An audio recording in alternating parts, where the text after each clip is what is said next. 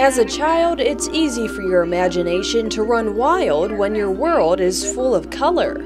But as we get older, that color starts to fade a bit as we trade crayons for ballpoint pens and learning toys for laptops. But what if when everyone else's world turned to black and white, the color in yours remained, glowing brighter than ever before?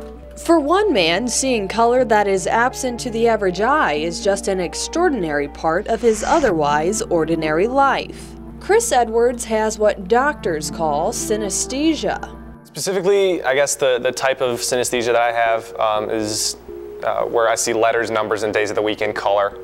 So for instance, this is my particular color scheme. Sometimes they kind of don't realize that that they're perceiving differently. If I were looking at black text, I would see the black text, like I physically see the black text, but then this is also kind of overlaid and kind of a part of it that gets filled in by my mind. One part of his brain is seeing it for what it is, but another part of his brain is being activated and blending in something else. And so there's a co-activation of different wiring systems that are commingling. It's pretty rare. I mean, some studies quote it as only happening in 1 in 100,000. I think it's more common than that, and there's different variations of that. As rare as it may be, Chris does recall a guy in high school who is also synesthetic.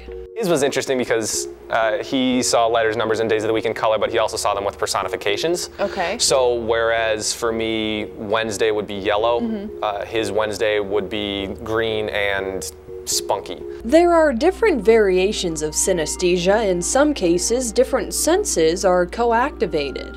Some people, this is a little bit more unusual, will, when they hear a particular symphony, like Beethoven's Fifth Symphony, they will taste chocolate. They'll have the distinct experience of tasting chocolate. What typically happens when someone reads, they read and only and one particular part of their brain is activated.